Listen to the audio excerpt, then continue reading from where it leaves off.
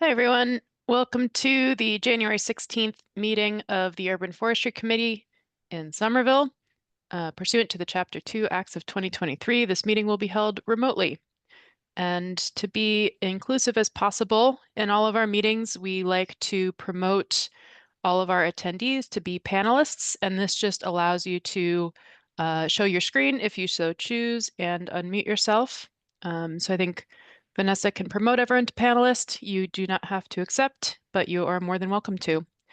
And then I will paste the agenda in the chat, and I will share the agenda, but we start every meeting off with introductions and housekeeping. So we can start by all the committee members introducing themselves by first name. So I think Cal is up today. Hi everyone, my name is Kala. I'm a senior at Somerville High School and I'm a youth member for the Urban Forestry Committee.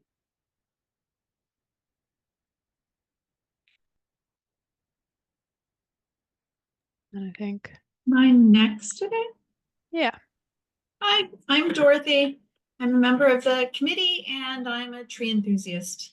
Look at all our guests. This is great. Hi.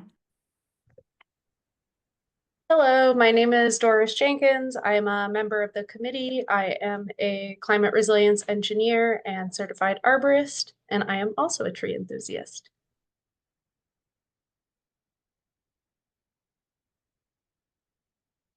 I think Marion. Hi, I'm Marion. I'm a member of the committee, a tree enthusiast, a climate nerd.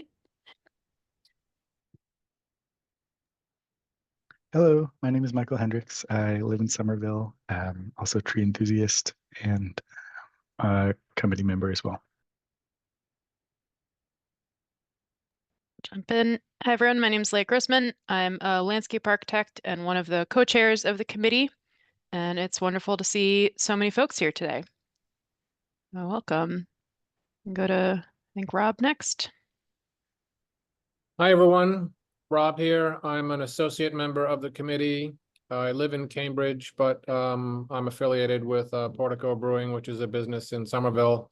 Also a tree enthusiast and all-around nature lover as well. That leaves me. I'm Vanessa Bukili, Senior Urban Forestry and Landscape Planner, ex officio member of the committee. I invited a lot of people here today who applied to be on the committee, so they're here to see what our committee meetings are like. Welcome, everybody. Tori just joined, so you're up to introduce yourself. Hi, I was like, wow, what is there an agenda item that I missed? Let's superpower agenda item. Okay, well, so good to see everybody. My name is Tori Antonino. I am the co-chair of the Urban Forestry Committee and passionate about plants, trees, and our ecosystem. Thanks everybody for being here. Thanks, Vanessa, for getting the word out. Yeah, welcome everyone. Any housekeeping? Do we have someone taking minutes today? I'm taking minutes. Awesome. Thanks, Kala. Any other housekeeping before we jump into resident concerns? Great. Tori, do you have a housekeeping or a concern? I do, and that's, do we have it, I don't know if we have, like, when our co-chairships come up, you know, if there's a time, I guess I'm feeling like it might be time for someone else, for me to step back and for someone else to assume the role. So I just wanted to put that out there because I feel like so I just want to throw it out there. If anyone would like to consider that, take the next few meetings and we can talk about it offline, but I just want to propose that. It's not a super hard lift. It's mostly coordinating the agenda with Vanessa and Leah and doing some stuff on the back end. One benefit of the role is you don't have to take minutes. And but yeah, so just want to throw that out there. And if anyone would like to consider that, I'm ready to hand off my torch.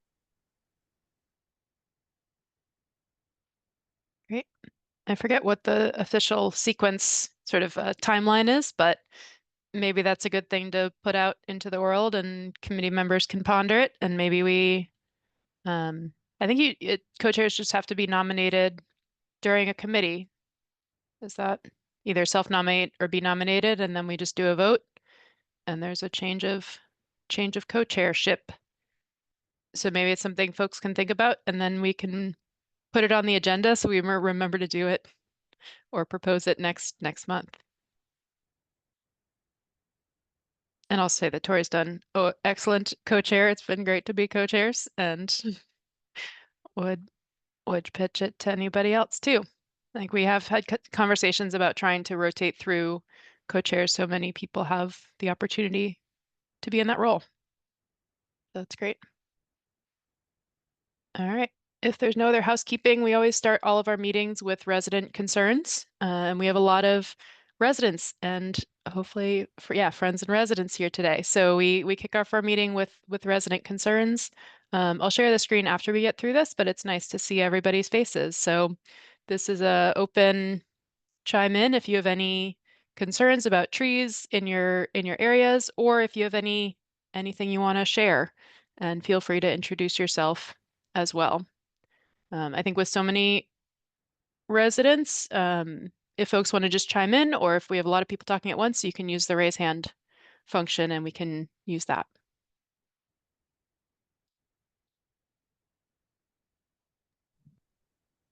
Hey, everybody. My name is William. I'm an applicant for the committee and have a question about our silver maple.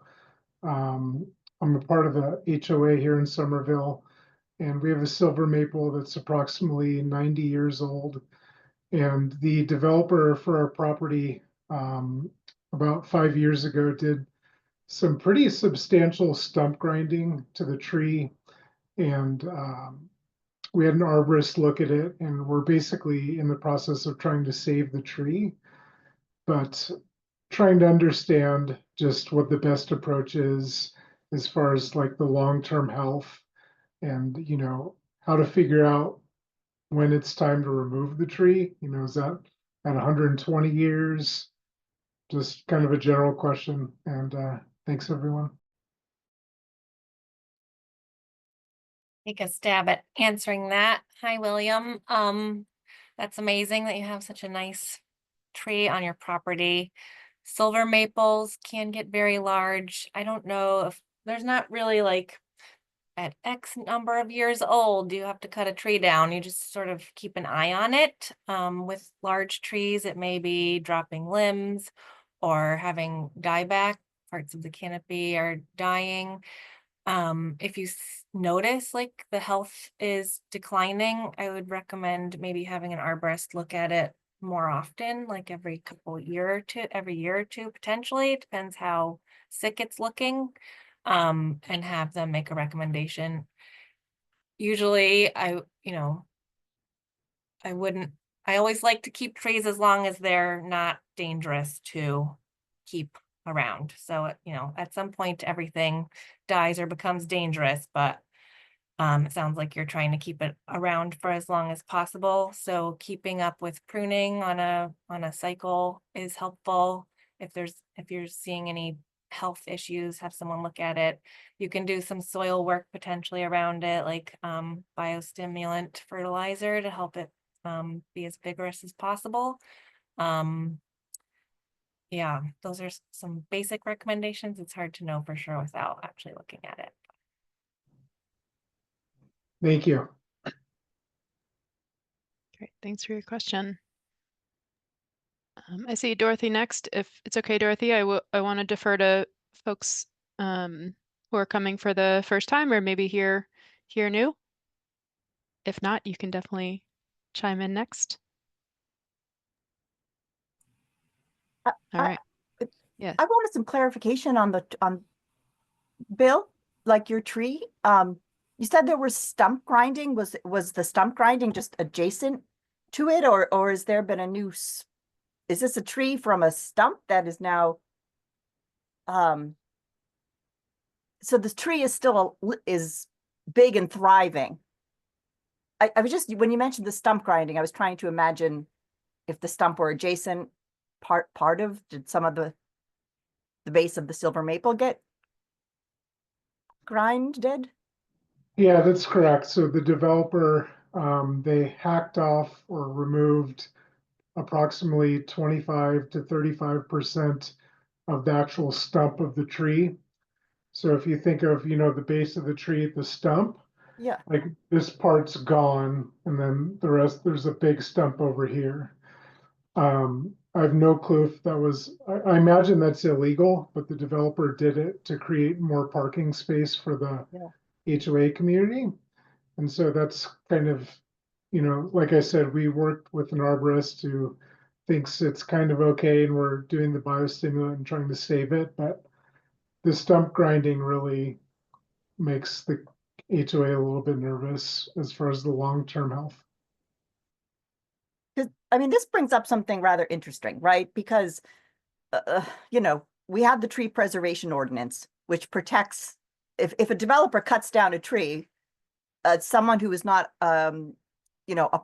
living up, I forgot how you say it, living on the property, a property owner, they will pay into a tree fund if they cut down a tree. Oftentimes it's done illegally and they get reported on. So I don't know if we've had the example of what do you do when you like half kill a tree and it dies a few years later? And I believe the tree preservation ordinance is gonna get a second round of Chris Dwan recently wrote a letter because we had made some recommendations to the tree preservation ordinance. I don't know if we could get language in there about what do you do when you do damage so much that it might not, you don't take the entire tree, but you basically condemn a tree to death. And when we're talking like that can be $30,000. That would be a $30,000 contribution to the tree fund, to the, our tree fund from a developer who either cuts down a tree or like essentially murders. So this is very interesting. Thanks for bringing this to our attention. And I just wanted to state it to all of us, like, what do you do when a slow kill? So, Tori, in the existing ordinance, removal is defined as any action that can result in the death of a tree. So like, you could actually like physically be removing a tree, or you could do something that kills the tree. If it's like 5 or 10 years down the line, it's hard to prove that some certain action killed a tree. But if it's sooner than that, there's some ways we can go after folks for doing that kind of damage. We also, with the updates that Chris and us and we all worked on, one of the additions to the ordinance that we're proposing is called a duty of care. And it basically is more clear that when you're doing work on property, you have to preserve your significant trees. And if you don't, and the tree dies, then we're gonna fine you and go after you for the tree preservation, the private tree removal portion of the ordinance. So it's going to be a little bit more clear soon. Okay. Vanessa, I have a question. In a situation like this, is there any kind of statute of limitations on how long it takes the tree to die? 1 year, 3 years, 5 years? If it's more than that, you can't relate it back to this particular incident, or is it just silent to that? Currently, the ordinance is silent. The removal just says like damage that will it result in death. The proposed addition, we're working with the legal department on language. It had like a 2-year period in it, but they took that out, and I want to circle back with them about if we can have some sort of time frame in there, because something reasonable but realistic. Yeah, because you get to the way it sounds like the way it's written now is that there's really a question of reasonableness, and it would become harder and harder for the city to prove. Yeah. As time goes by. Right. I don't think that part's going to change. Okay. Like, to that point, have we thought about just fining for damage to trees, regardless of if it kills them, if it's just any damage, and that way you're not left with is it enough damage to justify and how long and all that kind of? Great question. We do have the ability to fine for damage to public trees, but don't have Ah. any changes to private trees. Private. It's a hard one to regulate on private property, but yeah. Is there a formal process, however, though, for reporting something like that? I guess I wonder specifically if Bill's able to report it now and it's acknowledged now and the arborist or someone could literally look at it annually and see, well, it's continuing to degrade right here in this same spot where it was damaged. That just seems like that would enable us to enforce what obviously was an illegal action. So I don't know, I'm just thinking out loud, but Yeah, possibly. I'd say always like record keeping is important. So the city staff doesn't go on private property to make assessments, but Bill, if you're, if you have that report from the arborist and they continue to look at it and the language in the reports talk about, the stump grinding that happened and that would help. It's kind of all based, it's hard to enforce a lot of these things. We're doing our best, but a lot of it is up to legal to decide if it's enough or not and whether or not things will hold up in court. So I don't know. It's a complicated and confusing part of following through.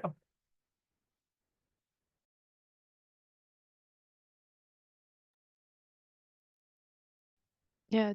Any other comments on that? Adele, did you want to respond?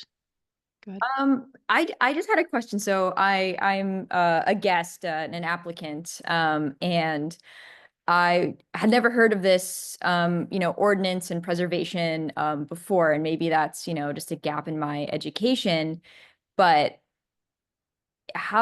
and you also mentioned that there is issues with illegal removal of trees that are not being paid into this fund. So how is that determined and assessed? Because someone could just cut down a tree, right? And then how is it known that this is occurring without, outside of that kind of thing? I guess I'm trying to is there some way, like a registry or something of hey, this person applied to remove this tree and you can look into it. I'm just thinking, I woke up this morning and realized that my neighbor cut their tree down yesterday. And that's really sad. It was a beautiful red maple and it didn't seem sick or injured. I assume everything was done to board with that, but there's been a lot of really mature trees in my area and on my street that have been cut down in the last couple years and they seemed healthy. So I'm just, I was just looking at that. I just quickly went online to check and I maybe I missed it, but didn't see a way to, verify if that was these checks were occurring. So it seems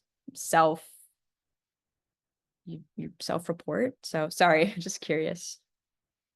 Great question. So the way to check if there's a permit for a tree is to email the question to trees@somervillema.gov. I can put that in the chat when I finish talking because I can't do two things at once.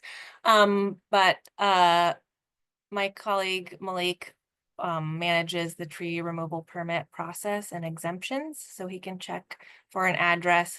Thank you, Leah. If there is a permit or an exemption for the removal of that tree, any tree that's over 8 inches in diameter at breast height should have a permit or an exemption. And if they don't, then Malik will follow up with the property owner to let them know that there is a tree preservation ordinance, that they need to submit a permit application or prove that the tree was dead or hazardous. And if they don't, then they need to pay into the fund. We, occasionally city staff ourselves will see a violation or potential violation in progress, but oftentimes we rely on other eyeballs. So if you saw your neighbor do this or whatever, anyone, you can report it to us and we can look into it.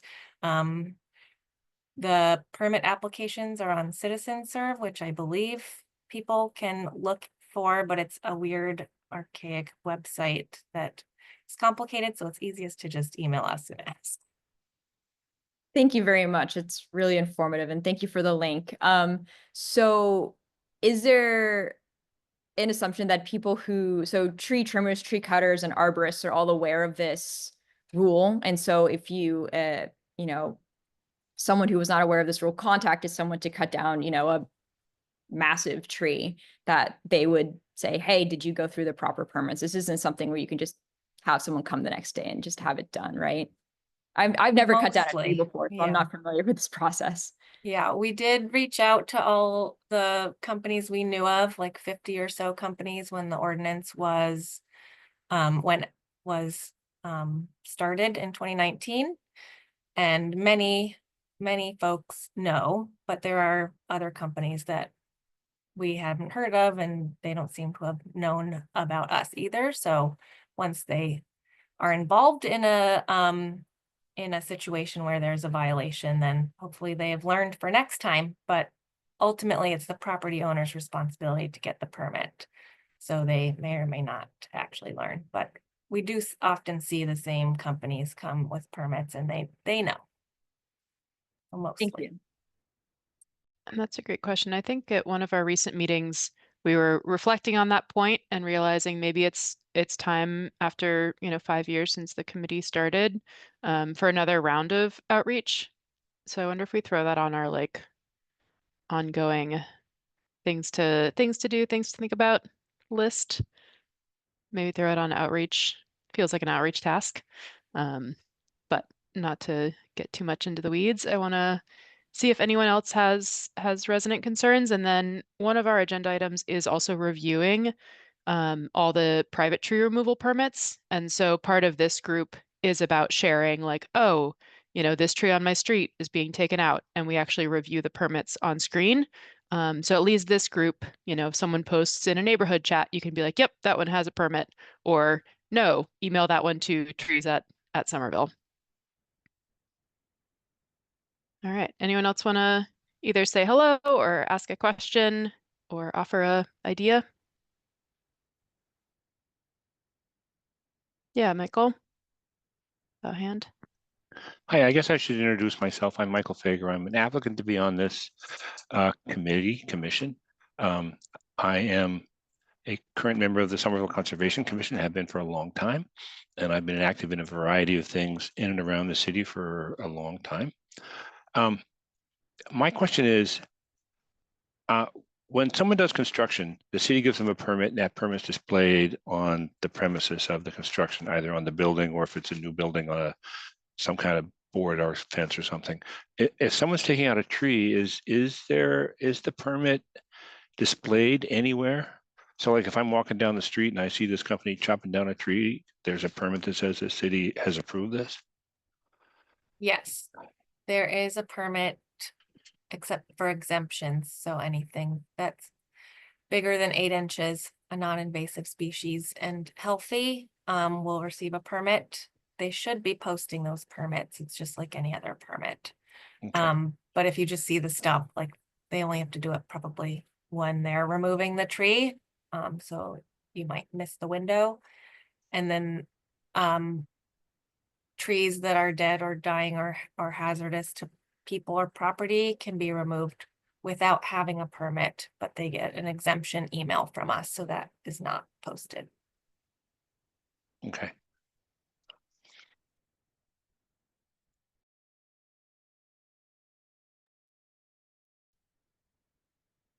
Yeah, Suzanne. Hi, everyone. I'm Suzanne. I'm also an applicant to be on the committee. And I was just trying to think of some true question to ask. They cut down a really large linden in front of my house maybe a year or two ago. the city did. It was definitely diseased. But I'm wondering, so we're down to a stump now. What is the timeline that I can expect for a new street tree on my street? Good question. If it was a large tree, we probably won't be able to grind the stump enough to get a tree right in the same spot. And I've been usually waiting till the stump is ground to see if I can put a new tree in somewhere nearby. I may be changing that process because there's quite a few stumps around the city. We've been prioritizing getting rid of the dead trees and the hazardous trees and not so much the stump removal part. So not a clear answer at the moment. Usually it's after the stump is ground, then I'll put it on my list to check. But if it's been a year and your stump is still there, I recommend you put in a 311 request to have the stump ground, and then it'll get on a queue to be ground. It should be on someone's list somewhere, but it might be prioritized more if you put in a 311 request. Okay, great, thank you. That's the answer I was looking for, because the stump has also become a rat home, and I'm sure neat. we're not the only ones that are seeing that around the city too. Not amazing. Yeah, okay, good. Put that in the 311. There's also a rat observation option on 311, just as a general PSA, which could be a part-time job, but is fun from time to time. All right, last call for resident, or not last call. This whole meeting is an opportunity for residents, but at this moment, if anyone has other resident concerns, otherwise I will share the rest of our agenda, and I think we can get started on updates from the city. So I'm gonna just pipe in. It's Tori. And okay. So they they cut back all of the beautiful new meadow on the Prospect Hill Tower, the wedding nook. I mean, it was shimmering in the winter, like with like the little blue stem and the seeds of the goldenrod. So beautiful. Who knows how many katydid eggs were laid on those on the stems, and it's just like cut back to a foot. And I think it's the DPW. I don't know. I mean, hopefully with this new contractor, the new for the upcoming years, this won't happen anymore. Do you have any insight, Vanessa? And someone please feel my pain. It was beautiful. It wasn't like, it was beautiful. It was the DPW. And it's unfortunate. Someone who did not know the importance and beauty of this site thought it would look nicer for the January 1st event. So there's obviously more communication that we have to have. The goal is not to cut that back in the winter. The horticultural contract would not have done that. We happily have a new gardener in DPW who really knows stuff. She's into native plants. She did like ecological horticulture. She knows that blue stem needs to stay up through the winter. So this, once she's settled and has more, feels more like she has a voice, I think that we'll see a lot more change in the behavior. But it's unfortunate that this happened. Well, I'm glad somebody was aware that it happened, and I understand that this process is still can go slow, but we're moving in the right direction, and appreciate the sympathy. I live on Prospect Hill Ave, and I walk my dog up there all the time, and I noticed it happen, and it was really tragic, and I wanted to share in your pain. I'm Tad. I'm a youth applicant. We're probably neighbors. Awesome. Thanks for being here.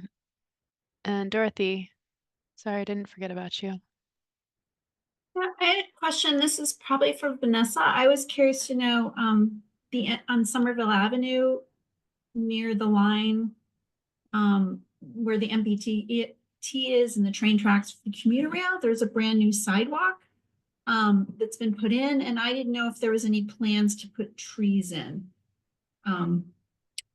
there. It's quite large, and our neighbor put in a bunch of trees and, you know, stopped right at the city line. And I was just curious to know, even before the trees went in, like if there were any plans to do something similar on the Somerville side of the line. Picturing where that is, Somerville Ave, like in Union Square? No, near Or the Porter other Square, side, sorry. okay. Yeah, the other end where it hits Mass Ave and Porter Square. I have looked at that on the track side. Somerville Ave, okay. I've looked at that street, that section of the street many, many times, and I have put in as many trees as I can. There's a huge gas line, like a huge gas pipe under the sidewalk. And as it gets closer to Porter, the sidewalk gets narrower, so there's not enough room far enough away from the gas line under there to put trees in. Yeah, I did put in like more near the car wash a couple seasons ago on that sort of that side of there, but I can't do any more. I've tried. Thank you. Yeah, they made it wider after you cross over what would be the Beacon Street Bridge. They've widened the sidewalk all the way to the station. In the last like month? Year? No, maybe year. It definitely looked like new sidewalk when I did it, but I met Eversource out there to see like, where is it safe for me to plant? And okay, ran out thank of room. you. Thank you. And is that also where we had a series of trees die because of a gas leak? Yep. I recently got a check from Eversource to cover the planting of all the new trees in that section. Something. Something. All right. Should we shift to city updates from the city, starting with city tree removals? Sure. So for all the new folks, we like to keep all the UFC members and anyone who comes to these meetings apprised of removals that we're doing around the city. For a long time, we had a backlog of standing dead trees that were around or trees that were hazardous. And so there would be cycles of lists of 20 to 40 trees that we would work through removing. Right now, we don't have any new ones. So we shared a list maybe like, I don't know, 4 or 5 months ago, and I haven't heard of any new pending removals. So I have nothing to report. Great. I have a question related to that possibly. So I live on Avon Street, obviously, I guess in Somerville, but we were really lucky and got a ton of new sidewalk trees this last summer. Unfortunately, they were planted right around the heat wave and drought. So we did not have 100% take rate, I guess. They didn't all make it, unfortunately. I did my best, but I remember I got a sidewalk tree a couple years ago, and someone would come around and check on it and water it. And I don't think that occurred for this whole swath of trees that were planted this time. I also wasn't working from home as often, so I might have missed it. Is there a system in place to check up on after like a year or so these like sidewalk trees? Yes. Yeah. Great questions. So generally throughout the city, I'm in charge of tree planting contracts, and I will check on the tree after it's planted, and then I wish I would check on it every year, but I don't always have time to see every tree, so rely on reports from residents. So definitely let me know. Email that trees@somervillema.gov email. And then I'll make sure to check it. And we have a 2-year warranty on trees. So if they die, they get replaced. And my trees are should be watered monthly by the planting contractor. Avon Street, however, is part of the Spring Hill Sewer Separation Project. So those trees were planted as part of the sewer separation project plant budget. I was told that, so they're sort of outside of my focus, but we did have some reports of death already in the summer, I think it was, or the fall. They didn't do any replacements in the fall. I know they flagged at least a few to check and maybe a few to replace. So if you email me anyways, I'll check if that's on the list already of a potentially unhealthy tree. They supposedly have a landscape architect that's checking on these two, and we'll make sure that they're covered by warranty replacement as well. But definitely let me know the Yeah, address. so if I email the tree at Somerville, should I just say Avon Street in general, or try to identify like the trees in front of specific houses? Because Oh, they all yeah, look kind of dead right now. Oh, is it? Yeah, it's hard to Well, tell because it's, now, sure. right now. Yeah, So I winter. can wait till spring to give an update on like individual trees, but I can, yeah. I mean, Avon Street's not that long, but the more specific information you have, the easier it is to like check if that particular tree is already known. So if you have the exact home address or addresses that you can report, better. But if you don't know that and it's just a bunch on Avon, then we'll do a walkthrough. So I'll wait till spring and Yeah. get a more accurate assessment. Thank you. great. Thank you. Great. It looks like there's one new permit application with very little info. I don't know if you remember that one. Private tree removal permits and exemptions. And just for that's a new tab for 2025 permits. Mhm. So yeah, it looks like Malik has not filled that fully in, but I have filtered the 2024 permit applications to ones that were completed recently. So I can tell everyone what this is. So we are looking at private tree removal permits and exemptions. So related to the process we were talking about in the beginning of the meeting, we keep track of all the permits and exemptions on this spreadsheet. There's different tabs on the bottom for permit applications and then one running list for exemptions. So Malik issues permits, the permit number here, TR 24, blah, blah, blah. Those are all the permits that go through CitizenServe, and exemptions don't have an actual permit number. They're just the email, okay to remove. But we know about it.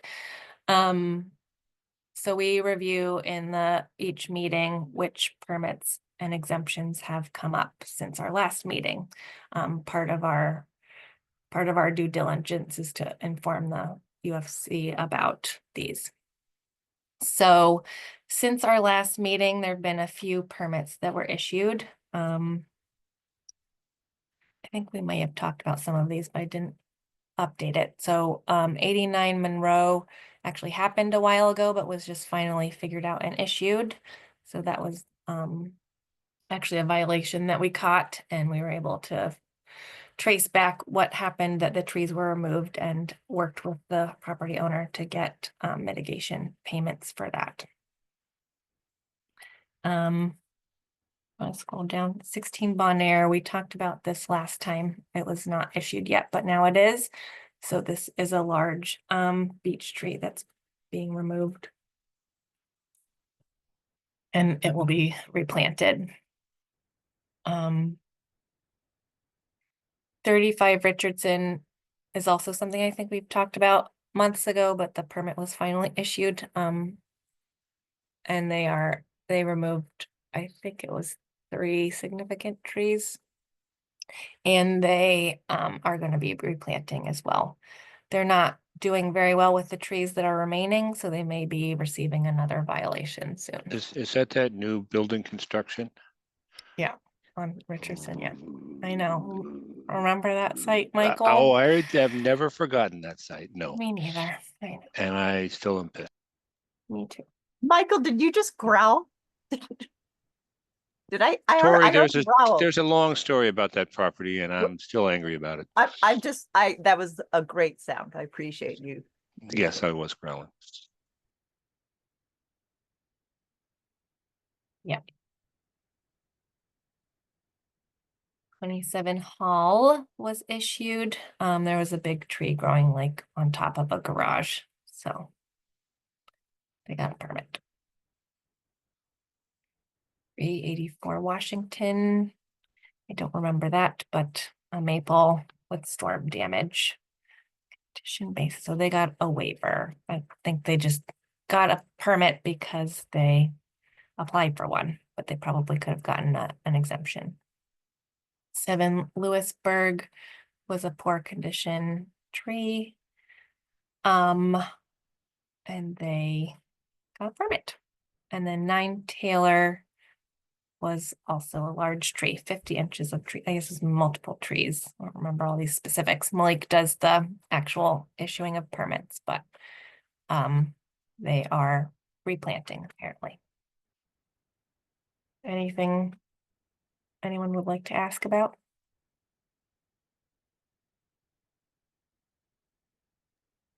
Sorry, I have one more question. When you first shared your screen, there was that Berkeley Street. Was that a not issued yet? Sorry, it's just this one near here. you. So that's literally the one that went out yesterday. Oh. So The tree was removed yesterday? yesterday, yeah. Oh, interesting. Yeah. Okay. So it seems like they've started the application.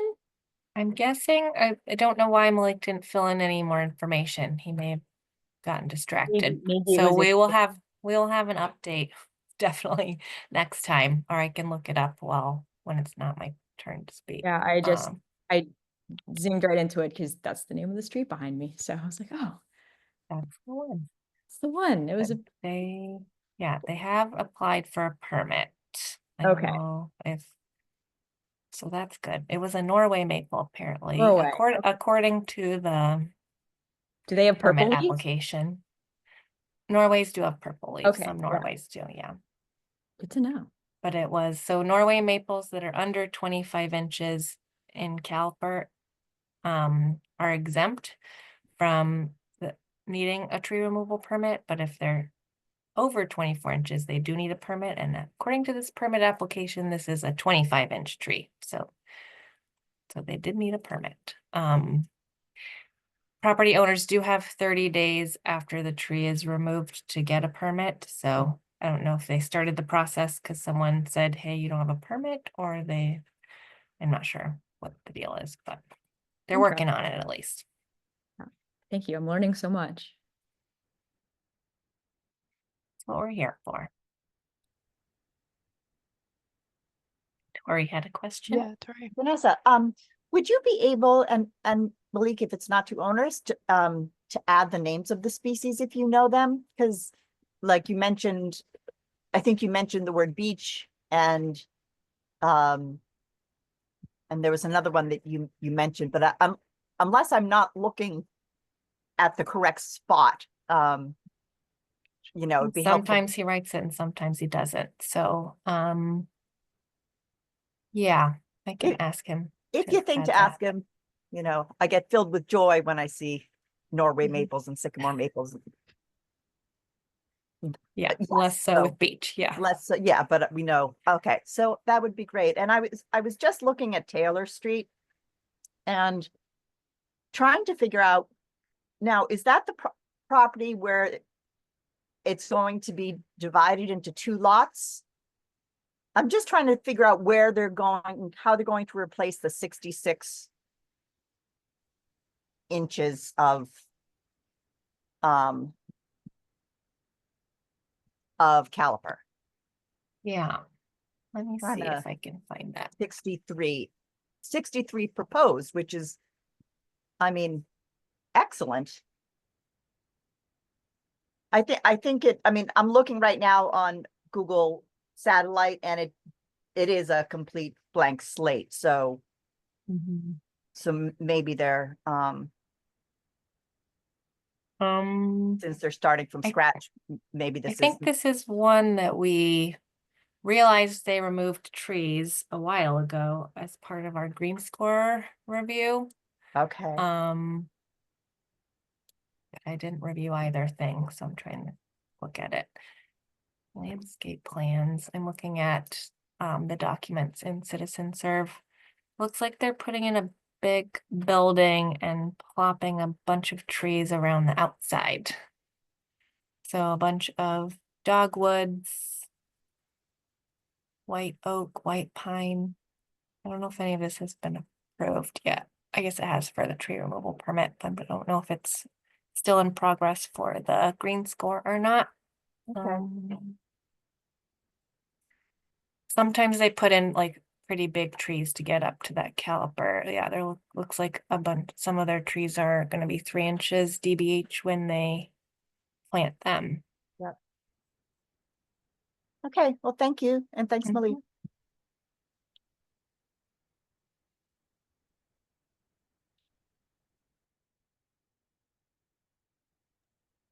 All right. After all talk of removal, should we think about planting? Yes, great. So I'm going to put the spring tree planting bid out soon before our next meeting. So I know we've talked about different species, sort of loosely. I usually have a list of a bunch of different species that people can choose from.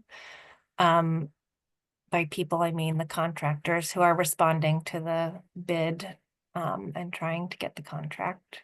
For those of you who don't know how city contract systems work, for a particular project, we put out a bid with a bunch of details of what we want, what we're trying to pay for, and there are certain requirements usually associated with that for who can apply. Like for my tree planting contract, people have to have people/companies have to have worked in, done large tree planting projects before. They have to have been in business for a certain amount of time. They have to have a certified arborist who will oversee planting and other things that I can't recall at the moment, but there are requirements. Usually the bids are out for like 3 weeks and then we get responses by a certain time on a certain day. And whoever is the lowest qualified bidder is who wins the contract. So having more information in the contract documents to get exactly what you want is important. I have a long specifications for how to do the planting and where the trees come, like where the trees are grown, types of environments the trees are grown in, and how the trees are treated, and lots of other details. I have a list of species that they can choose from, but we often want some species that aren't on that list, or species that are on that list, but that the contractor has not said they will, has not specifically said they will plant. So I think if we want, I can try to work in some portion at least of the trees to be of a certain species. If there's new ones we want to try. Yeah. Any thoughts or suggestions? And I'm open to listening.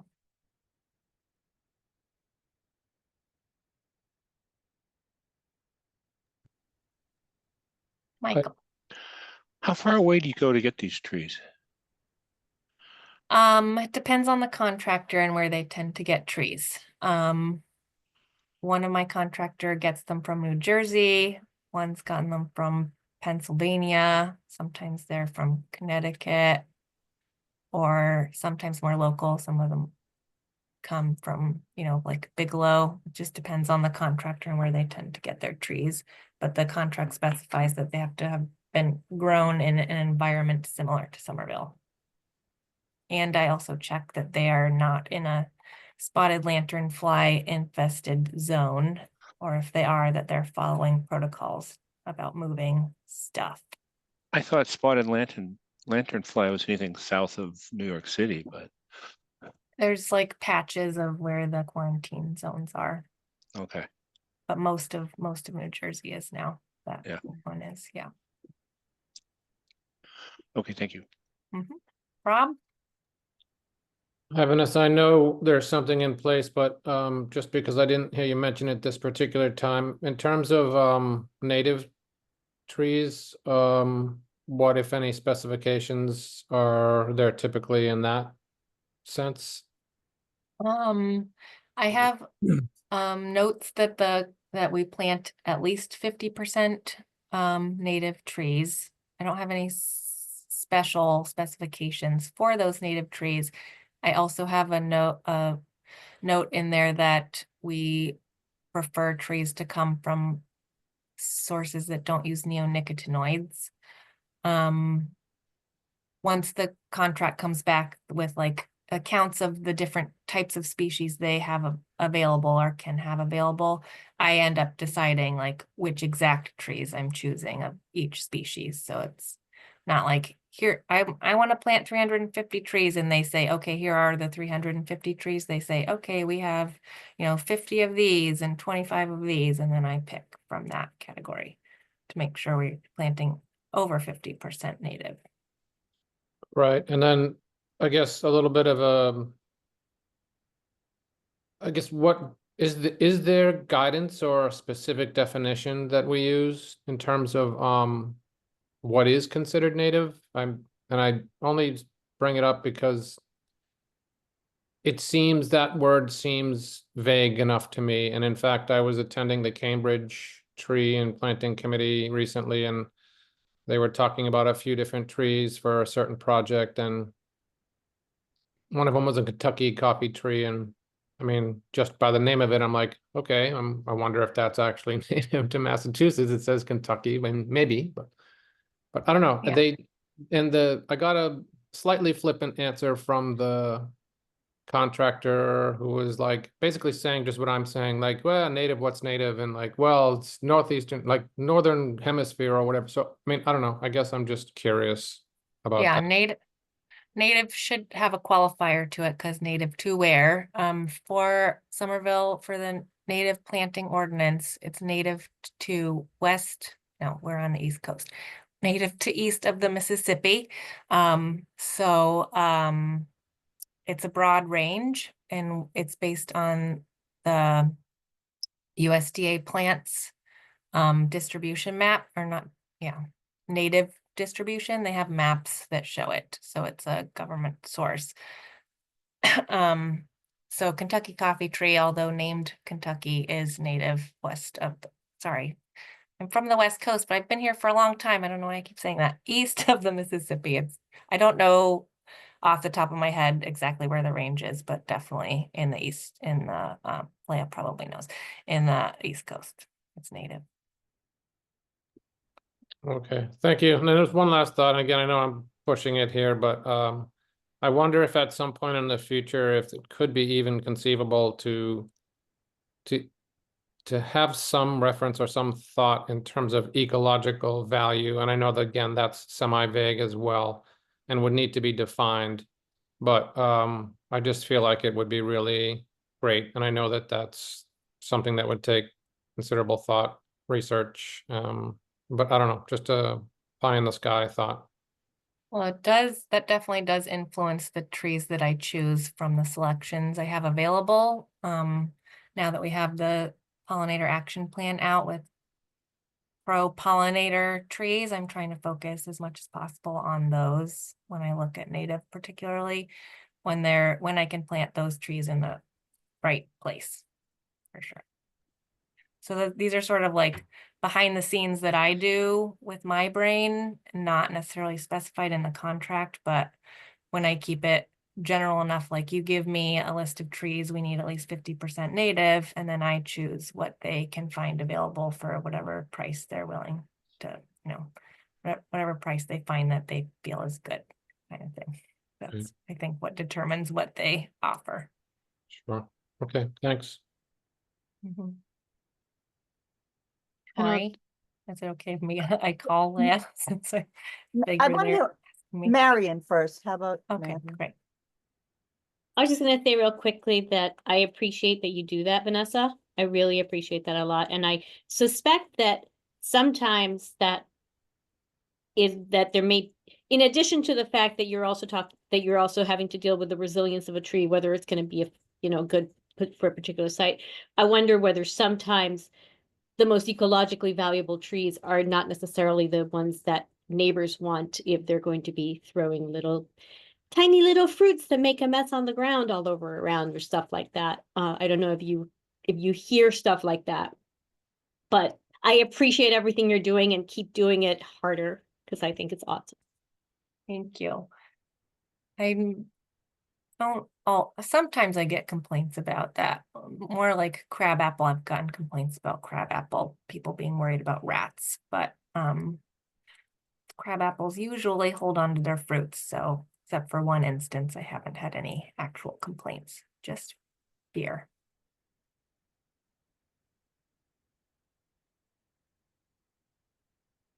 Rob?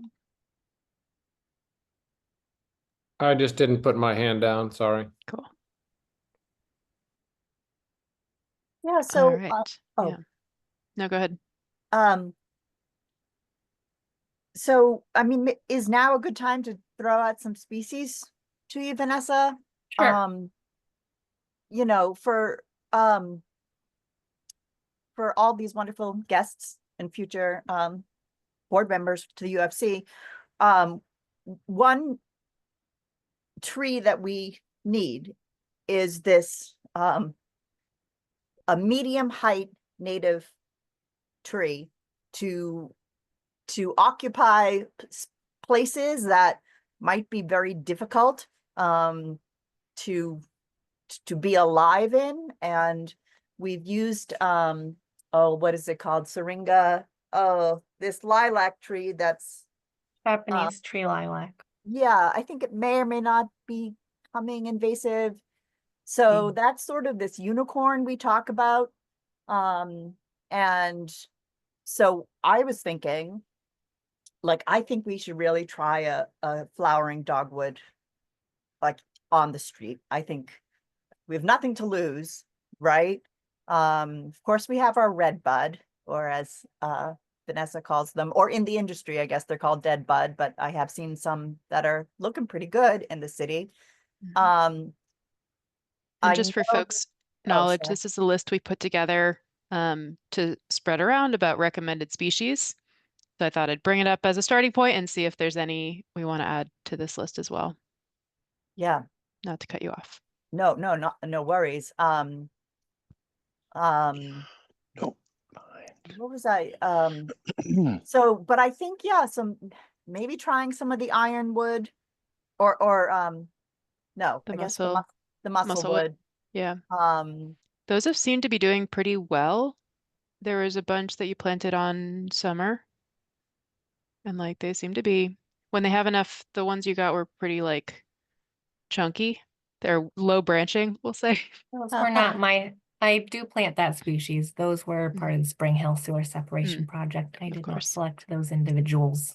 But as a species, they seem to be doing all right, which is promising. I know that we've had problems with the choke cherry because of its water spouts at the base, but I still feel strongly like, maybe that's part of an adoption scheme. Maybe that's part of our young tree trimming. And I would just say, can we try a straight species? Because we've come to understand through Desiree Narango's work now I think she's in Vermont, she's a doctor of entomology, that trees that have purple colored, dark purple leaves are inedible to caterpillars. So it's still the choke cherry still provides a fruiting body, so it supports bird life, but it no longer supports the amount of Lepidoptera, which are butterflies and moths, that supports our birds and small mammals. And maybe we'll get chipmunks one day instead of rats, and then we'll stop poisoning them. So but yeah, so maybe we try a magnolia in sort of a shady spot. So I guess maybe turn the dial up on sort of the options of natives. And can we try a yellow birch? like, there was a birch for the longest time on, Putnam or Prescott, on the corner of Vinyl, like not far from the growing center. And it's been there since, I mean, it was a huge birch, so it's pretty old. And I know birches don't live that long, but no street tree, very few street trees have a lifespan that actually, you know, lives out the life of a tree in more of a wild setting. So, and have we been planting black gum? Or Oh, yeah. A yep. lot. I don't know if shagbark hickory or any of the hickories would be okay for like our street trees because of fruiting bodies. I think because of the like taproot too, they're hard to transplant big enough to be able to. I know we planted some y'all planted some hackberry on a park project where you could do a small enough one where it's okay to transplant. I'll caveat that this list is designed for mainly residential, so not Right. explicitly street. I saw hackberry in the comment. I think that's a great Yeah. suggestion. I also just wanted to Tori, confirm. Choke cherry, there's a variety that's red leafed, but I think the standard choke cherry is not red leaf. Does that Correct. align with? Okay, cool. It does, but we've planted this Yeah, there's a red Sargent- leaf. Yeah, Sargent yeah. cherries. Yeah, so that's kind of the go-to because something becomes popular, a cultivar becomes popular, then it becomes a darling, and then everyone wants it. And sorry, don't mean to be negative. So yeah, can we do a search for maybe some straight species choke cherry that are on, on a little bit, I mean choke cherry that's on a bit of a wider wider swath of a wider verge. And maybe this is a time for the SPAP. No, not the SPAP, the SPAP, the Species Selection and Planting Protocol subcommittee, which anybody can join, from one on the board or on the or members of the public, to do a quick meet and then be able to meet with Vanessa before you send the list out. So, when is your anticipated, when do you need to get the contract, I mean, the RFP out, or? Yeah, when do you need to get that list? like yesterday, Gotcha. but I'm aiming for realistically try to work on it tomorrow and send it to our procurement department next week, but sometimes it takes a week or two for them to get it pushed, but I'd say like we need to think about it in the next week. Okay, so I mean, maybe we can just meet and brainstorm at the at the meeting instead of having to do a pre-meet and then a meet, because I can pick Walter, I forget his last name, Walter Kittredge's brain, because he's a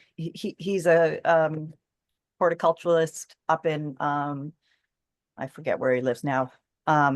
Reading. Yeah, Reading, Oak Haven Sanctuary. He's been pushing for something called hop tree. And there's actually a hop tree located not far away from the Somerville Hospital. I saw it on iNaturalist. So on the street? No, I think it was on a private property. I think it might have just like blown in there. Honestly, I meant to collect the seeds, but I didn't. With iNaturalist, you can kind of like select for a certain species and see if it's in your area. So, yeah, that was kind of interesting. And had another thought. Yeah, sorry, my brain is so I can respond to some of those species real quick if that's helpful. I love black tupelo. I plant as many as I can get. I plant musclewood as often as I can too. But they like shade, so I usually don't get that many per season because I don't have that many shady spots. I do hackberry. I love hackberry whenever I can get it. It's a really tough tree. Redbud I've been doing more recently. I got magnolias last spring for parks. They were all multi-stem, so they weren't appropriate for streets except on Highland Road where there's a really wide verge.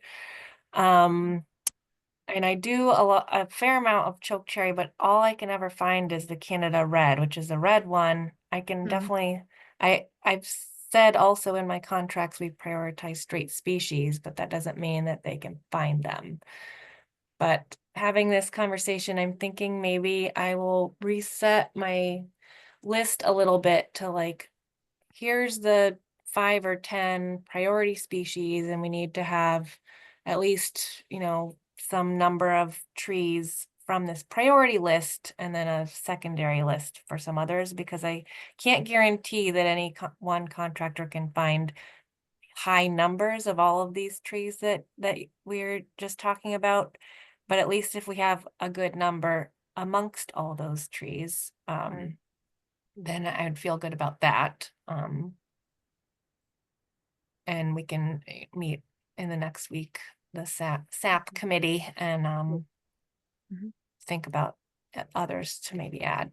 I'd also go with yellow birch if I could ever find it. It's been in some parks projects, but they haven't even been able to cite them, so we haven't had to do substitutions. Because of the need to have that required diameter? Yeah, usually they're, I don't even know, but at least I don't know why. I don't know if they could find any. I mean, definitely whips wouldn't count. I don't know if there's, we also do, apart from this contract, as I'm talking, remembering, we will be planting at least 20 or 30 trees as part of the Mystic River Watershed Association grant. And those will be bare root trees that we get from a different source. So maybe we can do some more experimenting with that list as well. If we can find bare root of said species. Or, you know, New England wetlands been a go-to, and I think Do they have like 1 or 2 inch caliper though, or are they mostly no, like no, small? they're tiny. No. I still need like fairly, I need it, you know, at least 1 inch, I'd say, for street trees. Yeah, Arc Wild, our vendor Arc Wild, or even Native Plant Trust, they're carrying, you know, significantly sized trees, even 1 inch, not 2 for sure, but so those are 2 of our vendors. Great. You said Arc Wild and what now? Native Plant Trust. Okay. Yeah. Okay. Yeah. That we've already set up those vendors. Okay. Great. Yeah. Great. Thanks, guys. And then, sorry, just a quick question. Do you put the trees in the RFP, like the request? So like our nursery's getting the request that we want more of these species. It doesn't go directly to the nurseries. It goes to the or to the landscape contractor. And so the contractor but if they're probably seeing asks a nursery or 2. I don't know how they work, to be honest. So I don't know.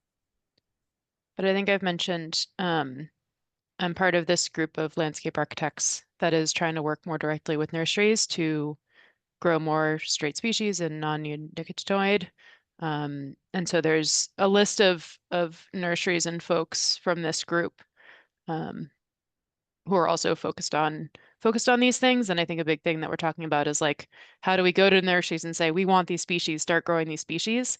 And so the more we ask for these things from multiple angles, so if we put more pressure on the landscape contractors to say, this is what we want, they put pressure on the nurseries to be growing those things so that in 5 years we have more selection.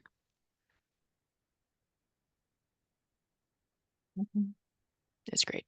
So awesome. Yeah.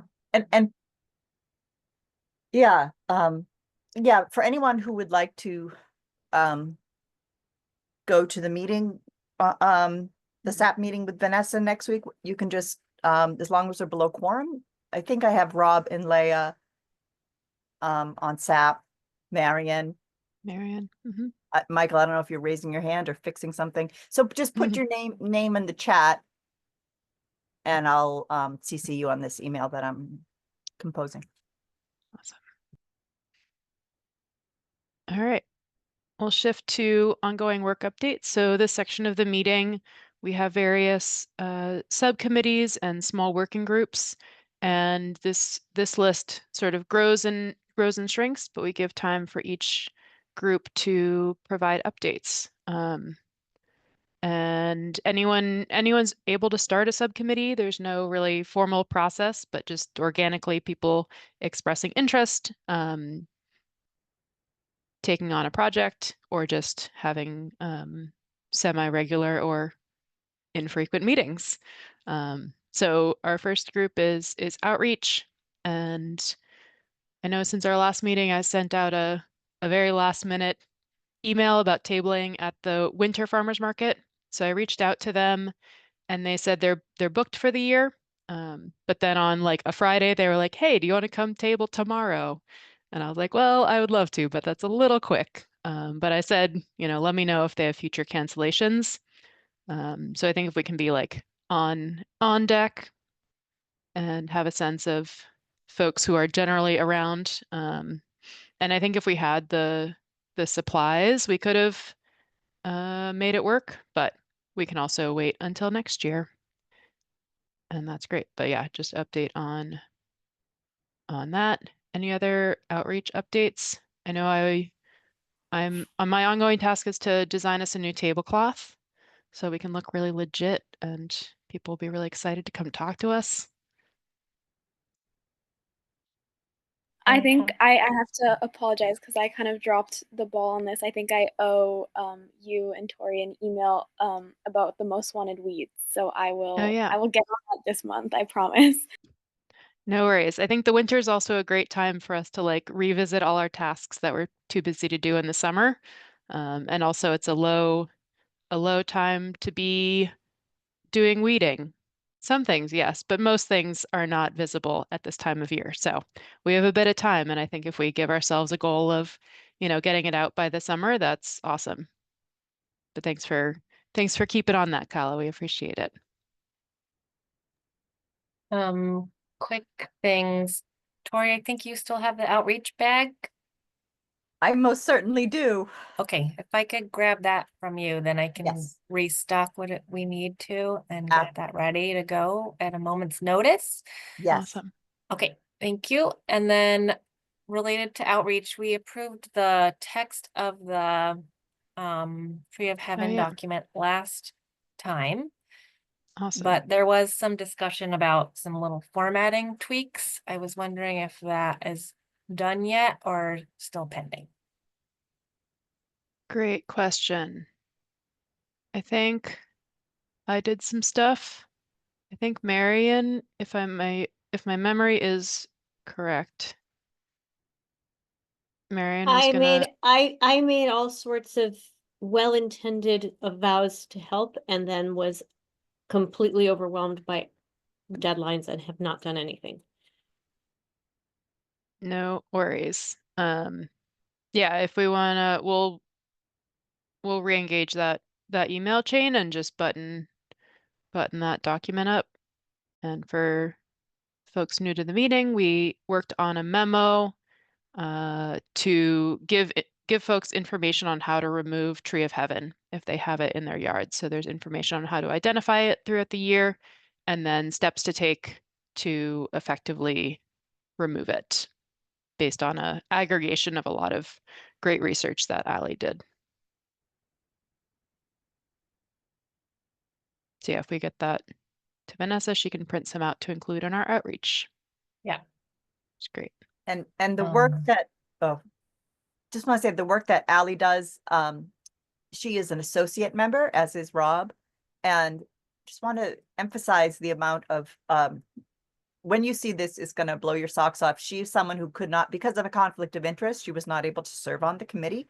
But the work that she does is amazing. So I'm just pointing out how very much we need so much support from the community because there's so many things we want to do and just have a level of capacity sometimes. So you can be an associate member. Like I don't want to lose anyone who applied. Please consider to serve in some capacity on this committee, because this is such an important topic for our city, just, reforesting it. So. Yeah, that's awesome. Right. Mhm. That's, oh, and Leah, I wanted to add, I wonder if we, for the farmer's market, if it were like a day in March or April, they have outside vendors. Oh, I yeah. saw Like an outdoors. outside vendor, like maybe they'd be like, sure, we'll have a community table. I mean, we're gonna have a 70-degree day in February sometime, so yeah. Anyway, maybe that's another option. I'll bundle up. Yeah, that sounds good. Okay. Yeah, maybe we can yeah, I think I letting it be a last minute thing is great.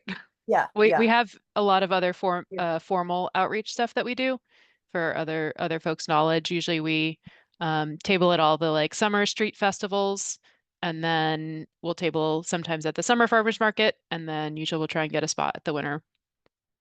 But this is a more ad hoc opportunity to do some tabling. Cool. Yeah, Dorothy.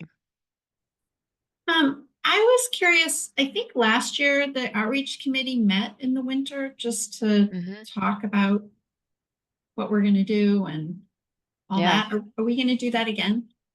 For sure. Let's do it.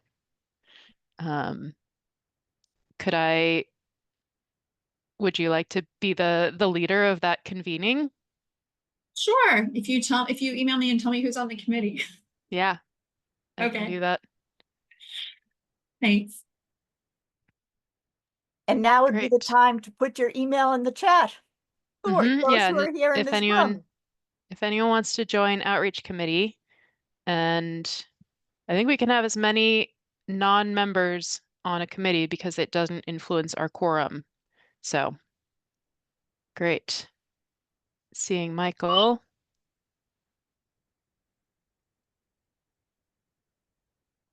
Great. I'll send that out. And Leanna, will you put your email in the chat, or want to just email it to me?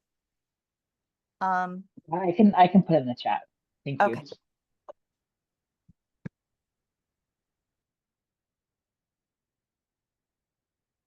Great. I'm just taking a note. The next thing on our agenda, if there's no more ideas or items for outreach, is so Dorothy put together a great list of questions probably about a year ago now.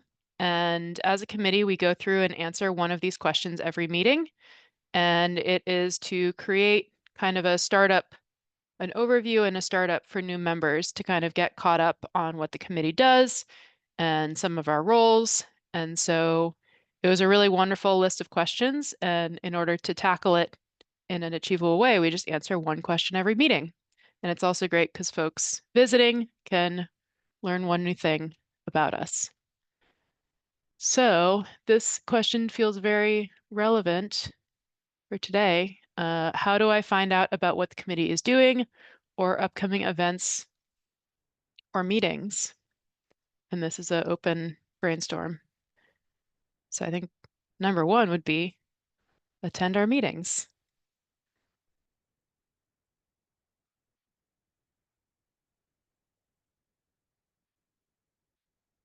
And Vanessa may be speaking into the void. I was thinking, yeah, I was just saying things out loud.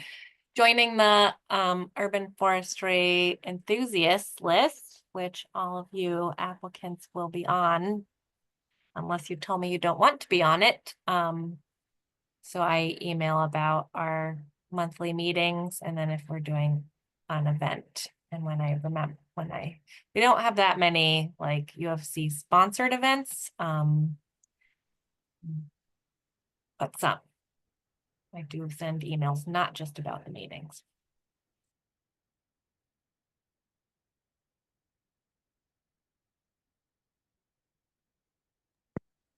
I have my hand up, so I'll just jump in. Oh yeah, please do. As I said when I introduced myself, I'm on the Conservation Commission. The Conservation Commission is obviously an area of interest to trees and so forth within the city, but we never ever hear from this committee about when you're having meetings and what you're going to do, and that we could attend and offer whatever we may have to offer. So I would say setting up a list to notify all of the relevant commissions and or committees within the city of regular meetings and how people can tune in. That's a great, yeah, that's a great idea. And I think we've had some organic collaboration over the years with members who have been on multiple committees.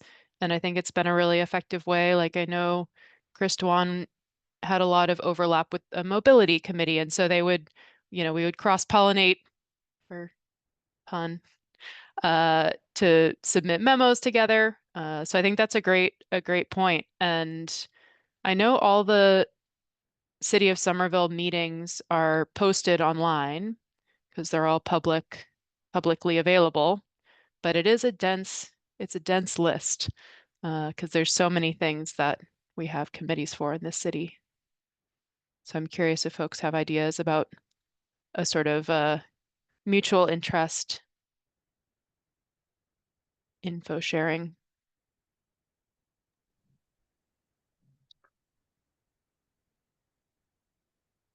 Yeah, I would like to add something to this list. The website, being new to the committee, I spent a great deal of time on your website, which was very informative. Maybe potentially long term there could be some sort of a mailing list that people could sign up for, where they could get a monthly update of the agenda to start with. Yeah, that's a great idea. Like the urban forestry enthusiast list is that list, but having a link to get on it would be good. That would be very smart. This isn't another committee in Somerville, but on that note, maybe doing something with the climate ambassadors program could be an opportunity. I did it last year and I think it was really interesting, and there's definitely connections to urban forestry.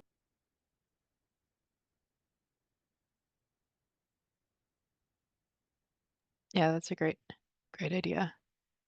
And I know somewhere, I was like, I know somewhere we've made a list. And one of the questions, what are the 3 to 5 most important organizations in Somerville that we often collaborate with? So I think this is sort of our mutual interest group list. And I don't think we figured out a way to effectively share information between these groups, but that could definitely be a project that someone presents or takes on or initiates. Yeah, that's a great idea. Great. Any other thoughts on this question? Bill has her hand up. Oh, yeah, sorry. Yeah, no worries. Don't want to speak over anyone. Is there any interest in posting or finding the owner of the Somerville City like Instagram or social medias? I know I follow the Somerville City Instagram. I used to follow some other of their social medias, but I don't do those anymore.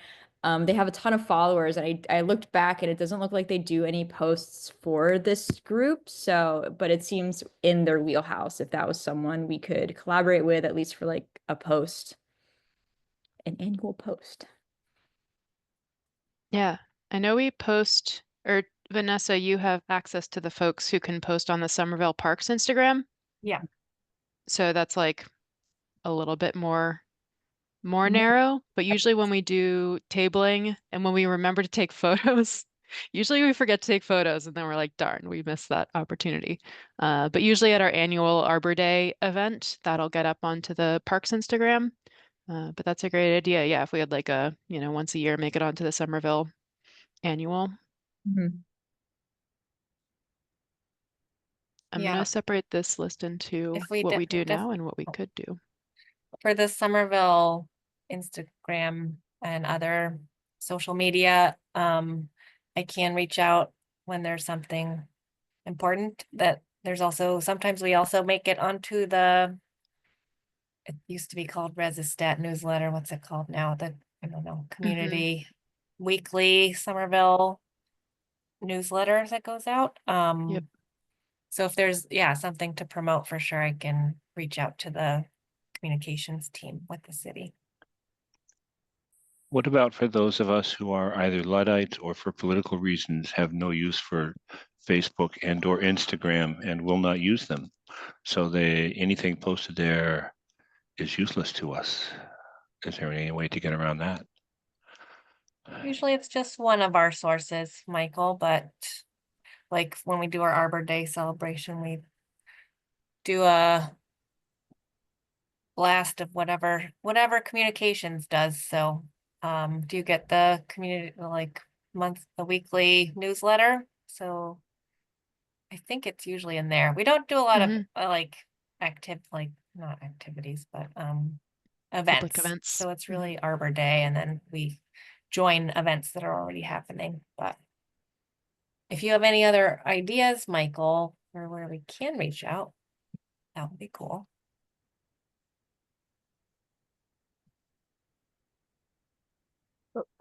I will report that God bless the Cambridge Day. They have been doing such great work. We appear in their events, both hard copy and online. In fact, we were featured in as part of, like, you know, the headline was like, come to learn about forestry. And I'm like, oh, that's cool. I'll do that. It was us. So wow. Yeah. So I don't know if they just go through, go to the city website and go through events, but appreciate them. Oh, and I wanted to add, how do we find out about what the committee is doing? You can attend the monthly meetings, but we also, you can look up, on the city, you mentioned, Vanessa, on the city calendar. And if it's, usually we post on the Monday or the Tuesday, our agenda. So you could be like, oh, they're talking about XYZ. That interests me. I'll go. And I'm also adding in here, review previous meeting minutes. Okay. So usually it's like a month delayed because we have to approve the previous month's minutes as a committee. But after that happens, the minutes are posted. So you can go back in history and see what we've done. And where do we find our, this is embarrassing. I usually just Google it. I just put Like a I link Google in the Somerville. chat. It's Oh, like yeah. the event. There is a link to this page. I just got to it from our Urban Forestry Committee website page. This link takes you to all agendas, minutes, videos from all departments. But you can filter by minutes or agenda and by department. So department would be Urban Forestry Committee. Aha. Or So yeah, just if you forestry gets you there. search Neat. forestry, and you And can I see just agenda. posted a bunch of recordings and minutes, so we're about up to date. Awesome. Look at all that data. Great. All right, let's get back to, so yeah, good answers.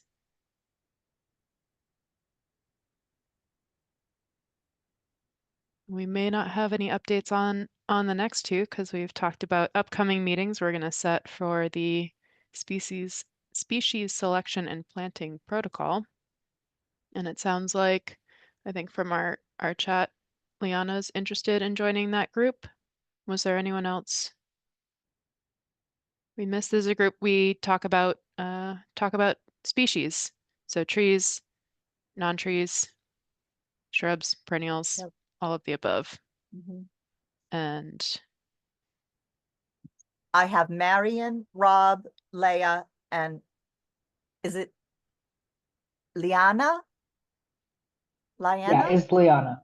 Liana, Right. Liana, which is actually a type of vine.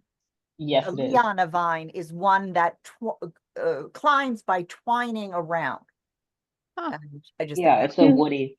it's a vine. woody vine that like a honeysuckle, or your clematis, or yes, trumpet vine. Beautiful name. I'd be happy to join that group as well. It's Michelle Bourne. Great. Tori, you're on mute. Yeah, Michelle, if you just want to email, I'll just put it in the chat. Okay, perfect.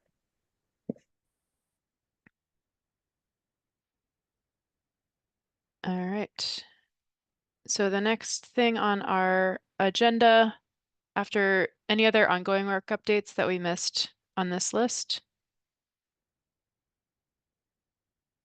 Give me a second to pull up the next thing. So the next thing that we always review is relevant open jobs. So to Michael's question earlier, I'm almost wondering, so we started this agenda item because we were like, we should just scan the list every month and see what jobs are open, see if there's anything interesting that we can refer to our networks, and also review open RFPs. And so I wonder if this, as time allows, if we have a moment in our meeting where we review, or we take it on as a co-chair duty of scanning other meetings that are happening in the city and give a little report back on what other groups might be up to on relevant things. That's just a spitball idea, but I'm wondering if we can gel something around that. But regardless, let's see, I think I opened the list already. Tori, I don't know if you were able to do a quick scan. I looked, I didn't see any open jobs. Still that one were, tree warden, I mean, not tree warden, tree worker, tree surgeon position. yeah, still a tree surgeon job. Mhm. Yeah, I think everything else was, sorry for all the back and forth screen sharing. Tree surgeon still open. And then was the DPW horticulturalist who just started, was that a job I think we saw that job a while back and we're excited about it. So it's great to hear that that's been filled by someone Yeah. who can be a partner. Yeah, I think we did see it a month or two ago. It's the gardener position. She does Okay. happen to be a horticulturalist. Perfect. That's good to hear. And then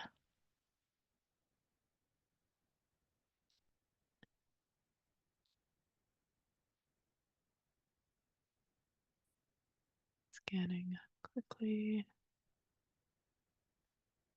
Great. All right. And then on the RFP side for open bids, I think I saw the snow plow is sort of relative. A lot of landscapers do that too. Earn snow plow. Yeah, that is true. It snows, That is true. I was excited to see this one, community path extension, additional lighting. I don't know if anyone else has been riding around in the dark. But this one sparked is this the same, the horticulturalist position? Okay. No, So we reviewed this. This is different. This is maybe what we reviewed last time, but the horticultural, it's not a staff position, but it's the contract to take care of Okay. horticulture in 12 parks, I think. So, I forget. Yeah. now. I think this is the one we did review last week. And it is these 12 parks. Oh, right. And so this is a specialty horticulturalist job that is annual for 2 years. It'll be, I think, a 1-year contract with option to renew for 2 years. Usually we do 3-year, as long as everything's going well. Awesome. Basically to give more care to some of these more native planting areas around the city. So it's a really great opportunity, and we've been, I think, helping it to evolve and respond to all of our priorities. Vanessa, do you know if we've had any applicants or bids sent in? They're often not sent in till the last day. Yeah, Um, yeah. So I don't think so, but I don't know, but procurement would know. Looks like the close date is the 23rd, so next Thursday. Okay. So we should know pretty soon. Great. I know Done. there's definitely interest, so I'm sure we will get bids. I don't know how many.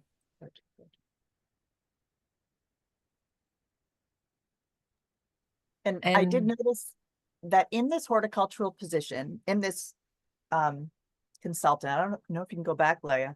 Mm-hmm. There is a requirement to have somebody on site who is has their certificate in like a certificate in like from the state, I think, in like horticultural practices. Like there's a very specific okay, work requirements. And that, oh yeah, that certification.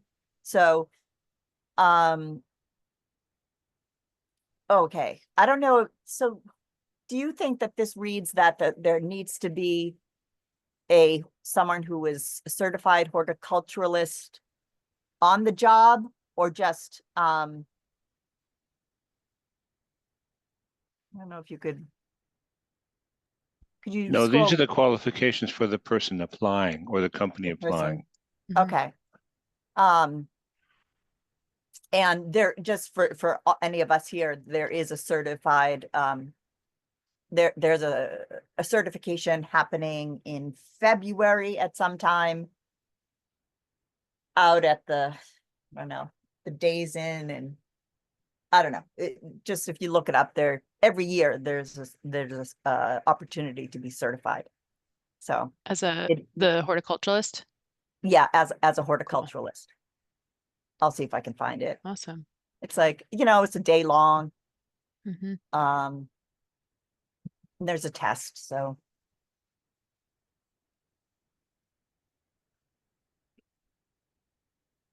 Great. So yeah, any folks on the call, feel free to send this around to anyone you think would be a good applicant for this position. And we are doing pretty good. We had no big, so typically in our monthly calls, folks will submit agenda items, and sometimes we have folks from the city present or large projects come and present to us. And so that would take up a chunk of our agenda. And since it's the new year and end of year happens to everybody, we didn't have any big agenda items today. So we had time to get into all of our other updates. But we have a little bit of time, so I do want to give a moment if anyone has questions. It was great to have so many new folks on the call today. Hope you learned something, and feel free to, chime in, ask some questions. We have a little bit of time for open discussion before we wrap up and approve our minutes from last month. Yeah, Michael. I want to know, is this meeting? Oh, I think you muted yourself. The open meeting law? This is an open, this is an open meeting. It's posted publicly. And so we're in compliance with the open meeting law. Okay, so you know how that applies to for official members of this committee, communications outside of the meeting and so forth? Yep. Okay. Yeah. And you can give context for other folks. So anytime we meet as a committee with more than quorum, which is 6 people, it needs to be a publicly posted event. So today is on the city website. It's open to anyone in the community to join. And then when we create subcommittees, anyone who's on the committee, the subcommittee needs to be smaller than the quorum of 6 people. And what we were talking about earlier is anyone who is not on the committee does not count against that quorum. So it's just voting members of the committee count towards the quorum. So kind of a fun little workaround to get a larger group, but The intent of that is basically so that we're not conferring on important matters outside of a public meeting. And then events like our Arbor Day, typically it's usually only Arbor Day, where we have likely more than 6 committee members, will also be technically open meetings because more than 6 of us will be gathering. But yeah, good question.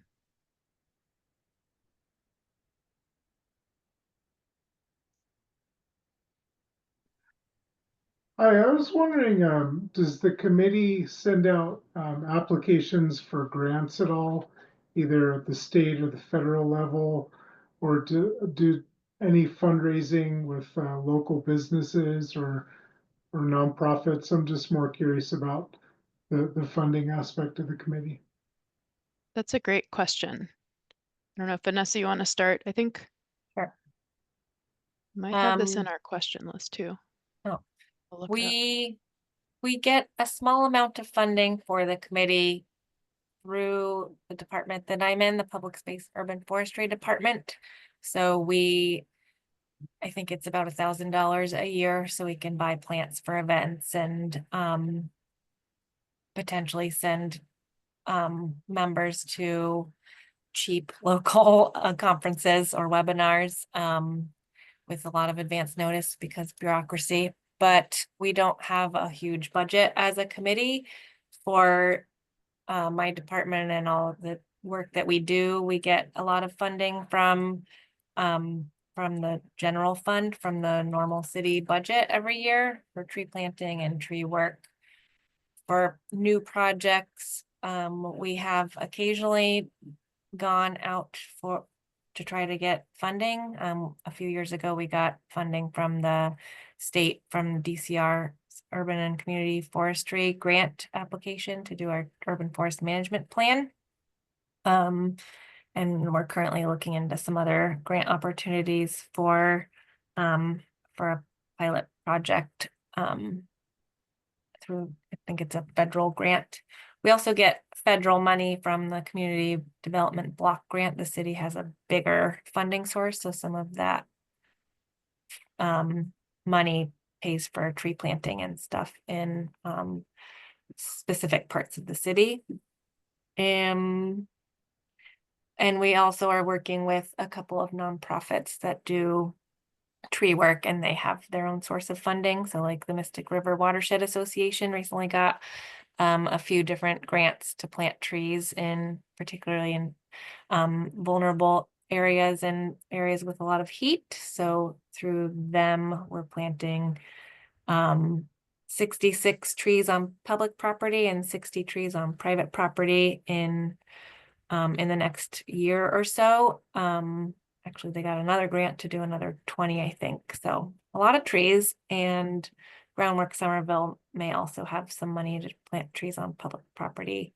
I haven't heard the final word on that one, but some collaborations are also helpful. Did that answer your question? Thank you. When I worked for the Sierra Club in San Francisco, there was Friends of the Urban Forest. They're a pretty neat nonprofit in the city. They planted like 2,500 trees per year. And I was just wondering, being new, I was wondering if there's anything like that local, but seems like definitely some good opportunities to land and expand some more grant funding. But yeah, thank you, Vanessa. Appreciate it. Thank you. Vanessa, I was just wondering, when these NGOs like the Watershed Association or Groundworks propose planting on public lands, do you make sure that they are in compliance with the Wetlands Protection Act, or that they need to contact the Conservation Commission if they're not? Of course, Michael. Of course I would. But in fact, they are just making basically sure. providing the funding for me to do it. So I'm the one like organizing where the trees go. Are you in compliance with the Wetlands Protection? I am, yeah. Most of the wetlands areas are not ours to plant on. Well, but you said they were DCR. going on public land. It's DCR. That's true. Yeah, that's true. Yeah. So far, I have not planted on any wetlands areas, and I know I would definitely come to you. Moving earth, I know. Okay, just checking. Good thing to check.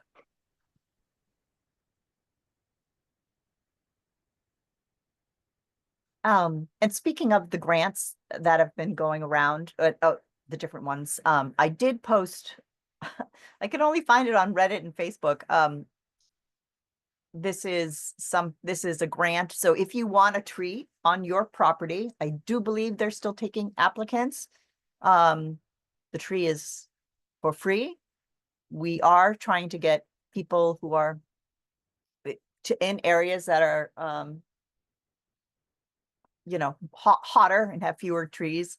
But I think they're taking anyone who taking applications from anyone, so you can apply for this tree, and it's through the grant. And I think you said there were 60 to go about, or I don't know if the 60 was both for private and public, but 60 just on private. On private, so they need homes for these trees.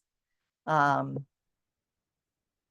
on that Reddit link, there is a flyer that I think you can copy and then share with networks.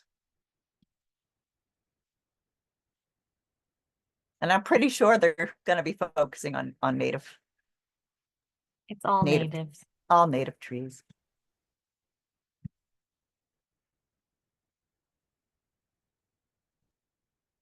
Great. I had All right. Yeah, go ahead. Sorry. I had a question about that. So I did see that list and was super excited and did apply. But I think that's the list that was listed in that flyer was similar to the one that was flashed up on the screen earlier. Is the idea that the individual who applied would be able to choose their tree, or it would be assigned to them based on their location and kind of situation? Because is there then the onus on the person requesting the tree to understand the best tree for their location?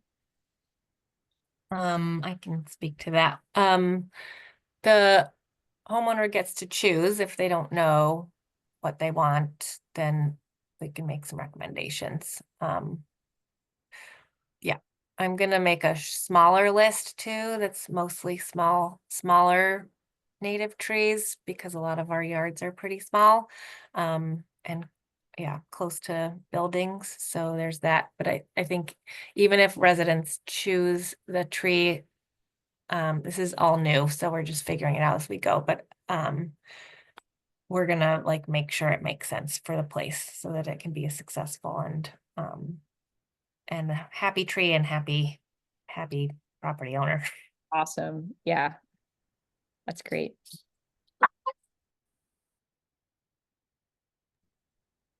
So is that like, I think it was Michael who said he's a Luddite. I'm right there with you, and I'm not on Facebook, certainly not Reddit. And so that's the first I've heard of that program, which sounds amazing. Is there a link to it that I get the emails that the city sends out? Is it worth putting a link to that in the emails that the city sends? Or I don't know who's responsible for kind of promoting that as an opportunity, but Great questions. I have promised to do a blast to all the community, like Somerville Comms Department and the city councilors, to potentially put in their newsletters and various other sources. And I have been slow to do my part, but it's coming soon. Hopefully tomorrow I will send out the links so that it will be somewhere more readily available. There is also in development a website on the Mystic River Watershed Association, so that we could like send links to people, which would be helpful. Yeah. Now is a great time to sign up for spring planting, but we will also be planting in the fall and potentially next spring. So definitely, yeah, sign up and tell your friends, but the opportunity is not over yet. Great.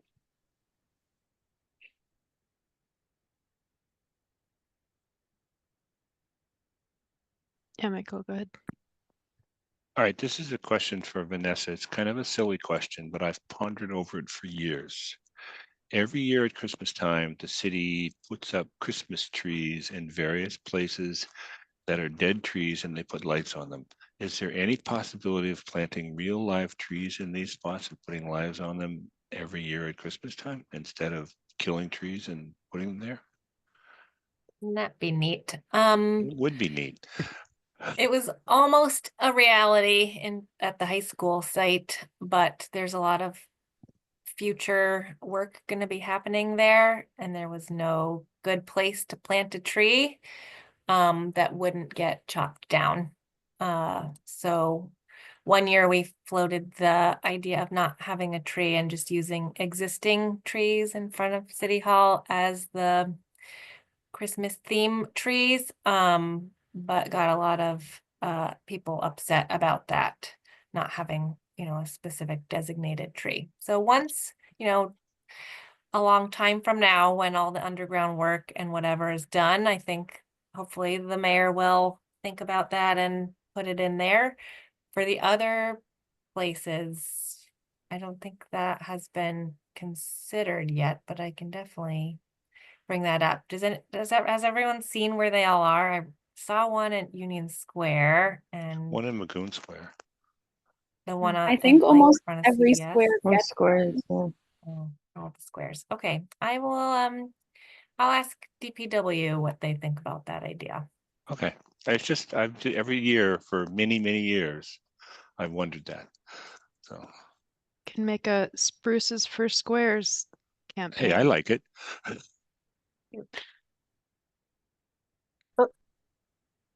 It's so interesting because we do, we kind of lack a lot of evergreens, Evergreen trees. right? And I mean, we have some, like, I think arborvitaes are just like gorgeous. Like we could, and American we have red arborvitae cedar. asterisks. Wait, why an asterisk? American arborvitae. American arborvitae. Mhm. I mean, red cedar. I believe is white cedar and arborvitae the same tree? I've been planting lots of different cedars. I know we risk the cedar rust symbiotic relationship with our prunus and our serviceberry, but yeah. We like cedars because they do produce berries that are eaten by various birds around the city, like mockingbirds and on rare occasions, waxwings. So. Yeah, I was out at the Field Museum in Chicago, and they just had this swath of junipers, American junipers, and it was just glorious. So, and Calla says, my family just planted a serviceberry. Right on. And if you see the rust, you can just cut it right off. Oh, really? That's good to know. Just if you start seeing those alien berries starting to form, you can, just try to get them before the rust happens. And if there's a tree that has sometimes it just depends on the year. You might have like a flush of rust, and sometimes if there's this, you can also rake the leaves. And I know it's a sin, but you can manage the rust. Just, it's not impossible. Great. Good question. All right, with a few minutes to spare, let's vote on the approval of the minutes from our December 19th meeting. If that sounds good to people, let me find our participants go. All right, I forget this every time. Do we need a motion to approve minutes? Yeah. Motion to approve December 19th meeting minutes. Excellent. Do we need a second? We do. I second. Awesome. Thanks, Calla. All right, and then we'll just do a roll call vote. This will be out of order because people unmute and all the people jump around. Tori? Approve. Dorothy? Abstain. I wasn't here. Awesome. Calla? Approve. Doris? Abstain. I wasn't here either. Awesome. Tori? Did I already say you? Sorry. Yep. And Leah, myself, approve. And Vanessa. I do. But You- I don't have a quorum of Excellent. approval, so. I didn't, I Uh-oh. didn't get called. Oh, Marion, sorry. I approve. Excellent. Still don't have a quorum though with 2 abstentions. Oh, Oh, So plot we might have to do this thickens. again next. Next I don't time, know what to do if, yeah, motion, I don't know how to reject. motion I don't know what to rejected. do. We'll try again next time. I'm very Also, hurt. for the record, just for future notice, and you're welcome to abstain if you didn't read it, but you don't have to have been at a meeting to approve the minutes. You're just approving the written record of the meeting. But no Noted. problem.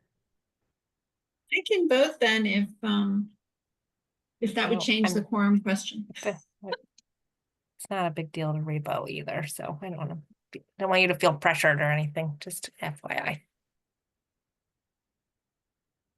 I have a simple question. How many official members are there on this committee and what constitutes a quorum? We're an Right now, 11-member we're- committee, so quorum is 6.